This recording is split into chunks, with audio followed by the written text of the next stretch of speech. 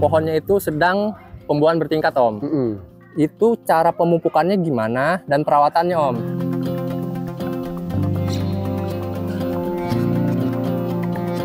Kalau lagi kayak gini, nyemprot insek funginya gimana, Om? Nah, itu ada sedikit beda.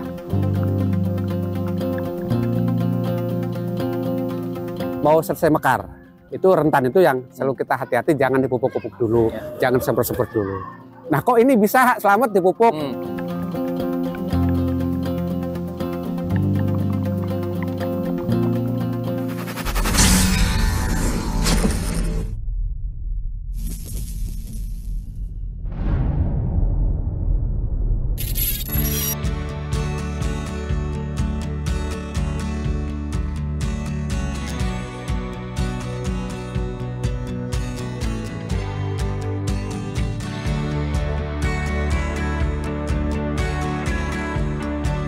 Assalamualaikum warahmatullahi wabarakatuh, Om Rodi. Waalaikumsalam warahmatullahi wabarakatuh. Kang Rama, luar biasa, official.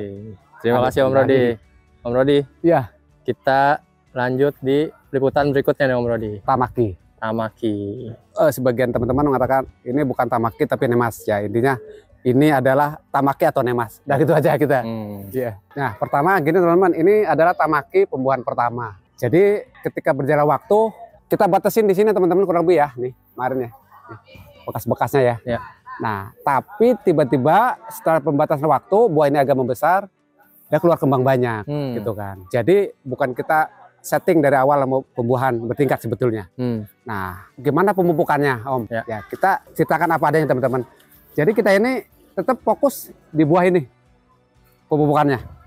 Waktu buah ini baru mekar, kita pupuk NPK 1616, diseling karate boron atau manohara, itu untuk kalsium sama unsur mikro lainnya.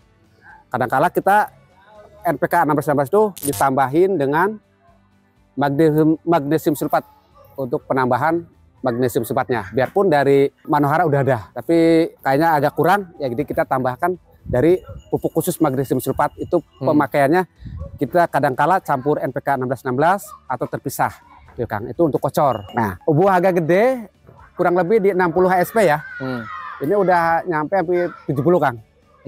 Nah, jadi 60 HSP, buah udah agak gede, itu kita pupuknya rubah. NPK 1616 kita tingkatkan itu dengan penambahan SOP.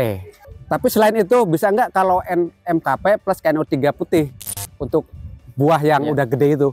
Bisa, masih masuk. Cuma yang kita sekarang lagi terapkan fokus di peningkatan kaliumnya. Untuk ke arah pematangan buah kita pakai NPK 1616 ditambah SOP. Itu loh Kang. Jadi gimana kondisi pemupukannya ketika kita tercampur dengan ada yang udah pentil masih kecil, ada yang mungkin lagi mekar, ada yang masih brokoli. Betul. Itu tadi kita tetap fokus di pemupukan ini teman-teman, buah yang duluan nih. Jadi ketika masuk mulai pupuk pembuahan penambahan di NPK 16 plus SOP, kalau udah jadwalnya pupuk. Biasanya kita 10 hari sekali. Untuk sekarang kita 10 hari sekali kan, bukan seminggu sekali ya, biarpun di pot, untuk hemat juga, untuk efisiensi juga waktu gitu kan. Jadi NPK 1616 ditambah SOP. Lalu gimana, apakah ngaruh ke sini? Gini teman-teman nih, karena kita juga ini baru lagi mencoba dan tanpa disengaja ya. Nah, jadi oke gini, ini kita lakukan pemupukan seperti biasa, kita tanpa pedulikan ini. Nah, kita nggak pedulikan ini.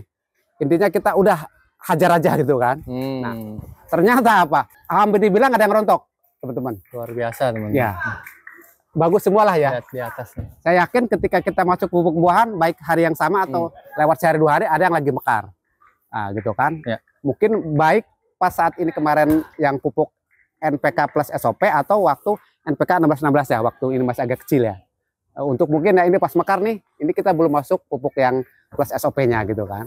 Jadi ternyata masih bagus gitu kan. Gak ada rontok, gak ada yang masalah lah gitu. Lah kok bisa gitu? Kan katanya kalau lagi brokoli jangan dipupuk. Apalagi lagi mekar. Saya sedikit bahas ke belakang. Kalau lagi brokoli kita sarankan jangan dipupuk, khawatir rontok ke depannya. Tapi kalau mau pupuk masih boleh, tapi dosis saran kita tipis. Yang lebih hati-hati itu ketika saat mau mekar, sedang mekar, dan mau selesai mekar.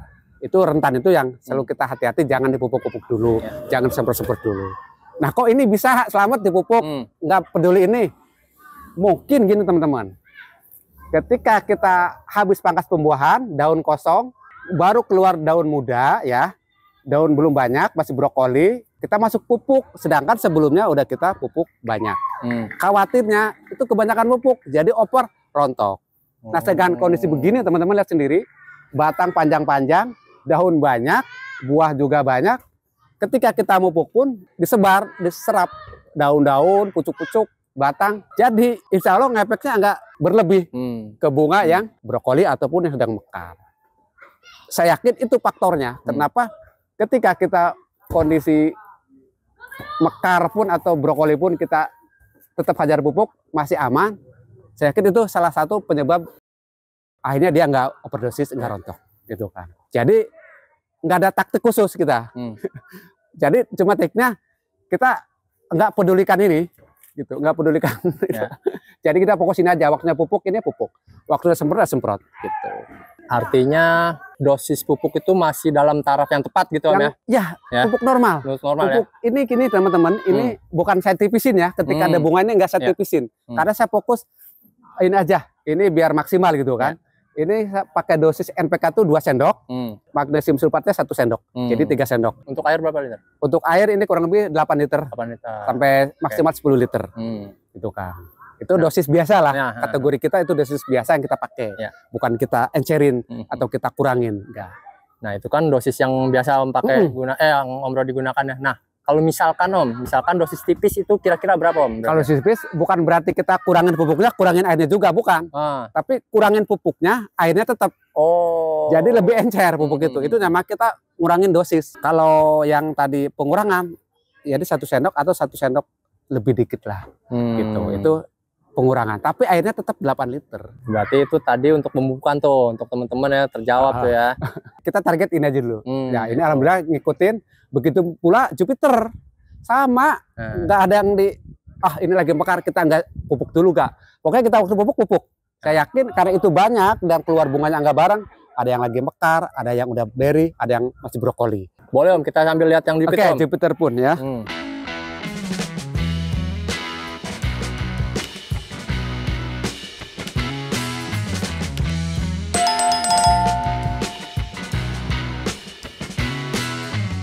Sini lagi variation nih. Di atas ada yang udah berry, ada yang masih bunga. Ini juga. Bunga mekar nih Kang. Ya, ini kemarin kita pupuk nih. Kemarin kita pupuk normal ya. Ini pupuk NPK plus SOP. Dosis normal, nggak dikurangin. Ini lagi brokoli banyak tuh. Ini udah mekar tuh teman-teman. Berarti yang lalu pun sempat ketemu saat mekar, ketemu pupuk. Alhamdulillah aman. Bahkan ya kemarin 3 hari yang lalu sampai kemarin malam tuh hujan kan. Tamaki pun aman, nggak kategori rontok, nggak ada. Dan ini pun alhamdulillah tuh teman-teman. Kalau dibilang nggak ada yang rontok ya, mudah-mudahan memang nggak rontok ke depannya. Masih aman lah. Tuh lagi pada mekar. Jadi yaitu tadi mungkin karena daun lagi banyak, buah banyak, jadi pupuk normal itu diserap oleh banyakan, dimakan oleh banyakan, jadi ke buah, ke bunga pun nggak kategori over. Beda kalau hasil kita pemangkasan pembuahan ya, daun masih sedikit, fokus jadi nanti naik tuh pupuk, wah langsung over tuh. Kalau dipupuk ketika mekar atau ketika brokoli. Nah Om Rodi, untuk di atas buah itu Om Rodi minimal atau maksimal 15 daun ya? Kurang lebih ya. Kurang lebih ya 15 itu target kalau nggak ada buah beruntun, nggak ada buah bertingkat ya. Nah dalam kasus kayak gini Om, ini kan ada buah jadi pembuahan bertingkat Om. Nah untuk ininya gimana Om, pembatasannya Om? Ya otomatis daun nambah. Tapi juga nggak diliarin terus, tetap dibatasin lagi. Maaf Om, berarti daun nambah itu dari terakhir ini, yang baru apa gimana? Terakhir gini Kang. Nah iya. Terakhir kan kita stop di sini ya. Nah, ini bat pecah babunga, ini bat pecah babunga, ini bat pecah babunga. Nah yang ini nih kita potong di sini teman, ya kan? Oke. Yang ini nih udah potong 1/2 ruas ya, di stop ya, nih Kang. Ya. Tujuannya apa? Biar enggak terlalu banyak batang. Kenapa kita mepet di sini di atas buah, enggak di panjangin lagi sampai 14 daun lagi. Ya. Ya kalau pas benar ini panjang lagi sini. Akhirnya keberatan juga ya nutrisi. Jadi kenapa kita berani mau potong di sini sedangkan ini nggak dipanjangin? Karena di sini kan udah banyak daun. Kan mungkin sempat kita cerita ya. Ya. Nah, kalau pedas pucuk, gimana? Kan dia daunnya ada di sini banyak. Ya. Kalau kita buah di sini kan kita butuh daun banyak ke sini. Kalau kita buahin di sini ada daunnya banyak di sini. Jadi kita boleh nambahin di atas buah nih paling 1-2 daun lah. 1-2 ruas. Tapi dibatasi nanti kita ngandelin daun yang ada di sini banyak, cukup. Sangat-sangat cukup ini. Kalau bilang ini kita buat neduh adem teman-teman. Karena rindang gitu kan. Karena setiap bat juga pecah lagi, nambah daun jauh lebih banyak. Ini Kang, coba Kang nih. Ini kan ada buah nih. Kita potong sini. Ya. Oh, benar. Terus gitu aja, nanti cukup lah. Jadi perkiraan saya teman-teman, perkiraan ya. Tapi bisa aja meleset. Saya yakin nih kalau nanti buah ini ataupun tamaki yang di ujung ini nggak terkendala apa-apa, kemungkinan buahnya akan lebih bagus. Perkiraan doang nih. Nanti kita lihat nanti ke depan. Ya. Apakah besarnya tetap sama seperti atau ada lebih besar atau lebih kecil gitu kan. Insya Allah perkiraan saya akan lebih bagus karena nutrisi cenderung di atas. Gitu. Dia mentok di pembatasan dia masuk ke buah. Gitu. Kalau ini kan ibaratnya kelewatin, sisanya ke sini, mampir ke sini. Gitu kan. Ya. Nih lagi nih teman-teman nih, ini satu. Oh iya benar nih. Tersier ada 2 nih ya, satu bat pecah nih. Kita potong sini aja nih. Ya. Nah ini langsung bersihin enggak? Udah biarin aja dulu. Nanti kalau udah panjang kita potes lagi. Kalau kita pelihara nih kebanyakan lagi daun terlalu banyak. Dan dari awal memang nggak niat pembuahan bertingkat Om ya, berarti ya. Jadi kita sekarang pengaturan sekarang kita utak-atik di sekarang. Iya. Kalau dibilang belum pernah, baru kali ini kita pembuahan bertingkat gitu. Ya kita akhirnya ngalah juga karena nggak tega gini banyak sayang. Biarinlah.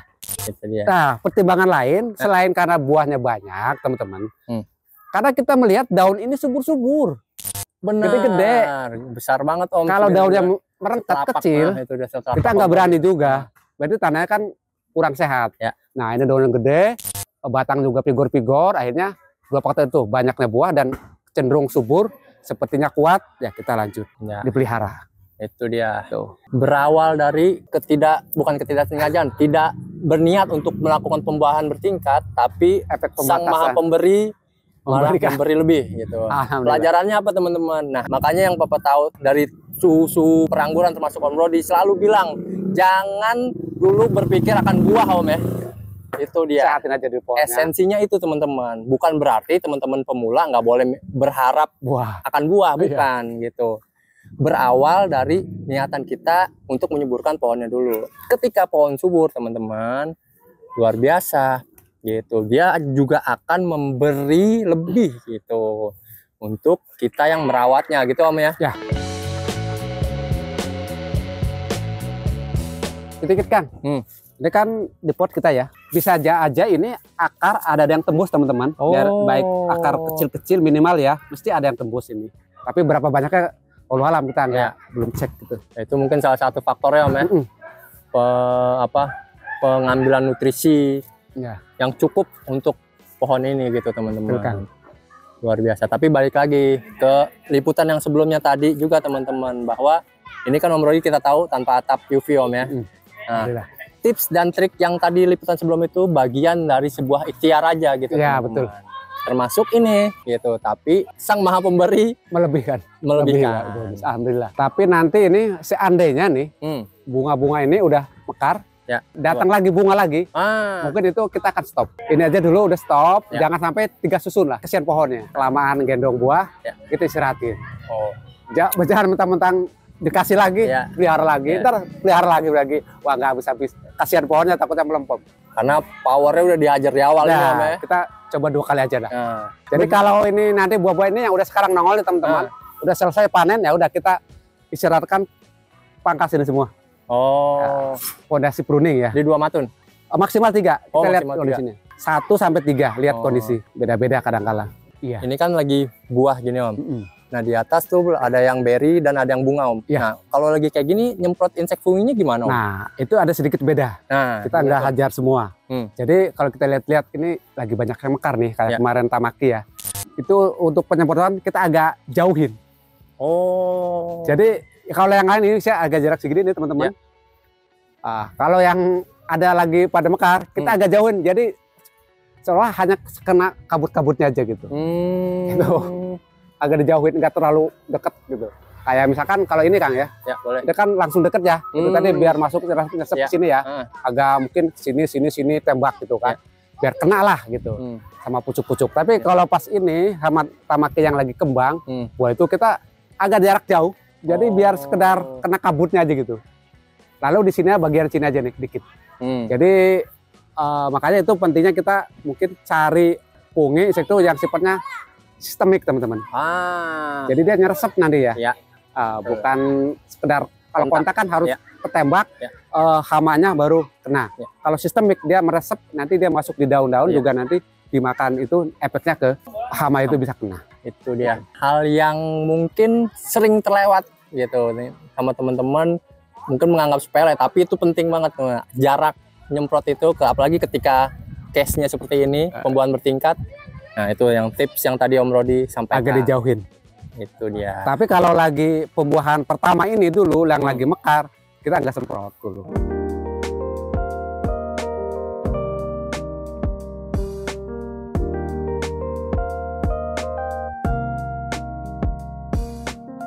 Oke Om Rodi, tadi kan kita udah dari awal dari liputan yang sebelumnya itu udah update semuanya nih Om. Nah, yang bikin saya penasaran tuh yang pernah kita liput itu Om, varian yang Gospi Tralicia Om. Nah, gimana update-nya itu Om? Gini teman-teman, itu setelah kita ikuti perkembangannya, itu berbuah nggak maksimal. Dalam arti targetnya nggak tercapai. Jadi 52 dompol itu untuk 4 pohon. Ya, jadi akhirnya tadinya kita sempat keder, ini mau direnov apa lanjut. Tapi pikir akhirnya kita putuskan renov apa masalahnya kita bentuk ulang. Jadi gini teman-teman, bukan kita nggak bersyukur ya, buah itu apapun kita syukuri, cuma nama di trik pertanian atau dagang atau bisnis itu pasti ada tindakan-tindakan yang harus dilakukan yang tujuannya juga justru untuk kebaikan kebun kita, kebaikan pohon itu juga. Intinya kita nggak menyakiti pohon, nggak menendalkan pohon. Pemangkasan itu sebagian dari peremajaan. Nah, kalau soal buahnya kok nggak sayang, ya kita sayang, cuma kita di sisi lain dengan harapan ada tujuan yang lebih baik buat kebun kita, juga buat pohon itu. Hitung-hitung diistirahatin, kita bentuk ulang lah gitu kan. Jadi intinya bukan berarti kalau kita buang bunga lalu kita nggak bersyukur. Kalau gitu, kalau kita pengurangan buah sama aja kita buang bunga yang begitu banyak. Namanya nggak bersyukur ya kan. Tapi kan itu sebagai usaha untuk memperbaiki kebun kita, pohon kita. Jadi insya Allah tenang aja teman-teman. Suatu saat teman-teman juga mungkin akan melakukan seperti yang saya lakukan. Itu dia. Itu dia. Nah, itu dia teman-teman. Sekali lagi teman-teman, bukan tidak bersyukur. Nah, garis bawahi ya teman-teman ya. Om Rodi melakukan itu bukan tidak bersyukur teman-teman. Kita terutama papa nih ya, papa pemula nih, katakanlah pemula. Memang terlihat sayang gitu. Tapi kita juga harus mengerti teman-teman, ketika kita sudah keilmuan anggur kita sudah selevel Om Rodi gitu ya. Pasti kita akan paham gitu. Pasti kita akan paham apa yang dilakukan sama Om Rodi.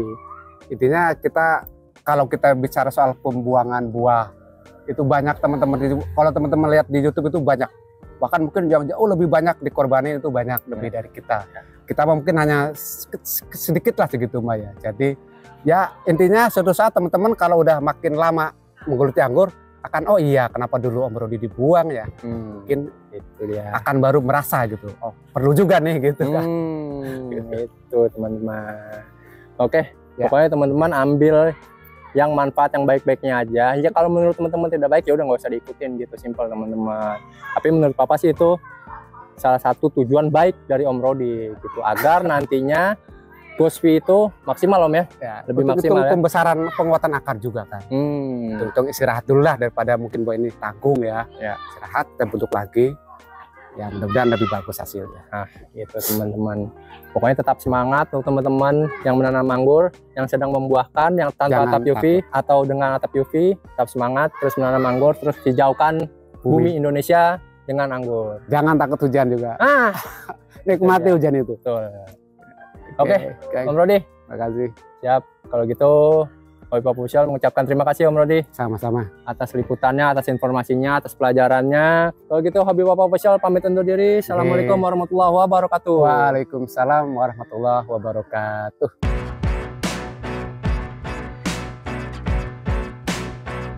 Bukan ahli, hanya hobi. Bukan menggurui, hanya berbagi. Karena menanam sekarang, untuk anak cucu kita nanti. Salam satu hobi, Hobi Papa Official. Wassalamualaikum warahmatullahi wabarakatuh.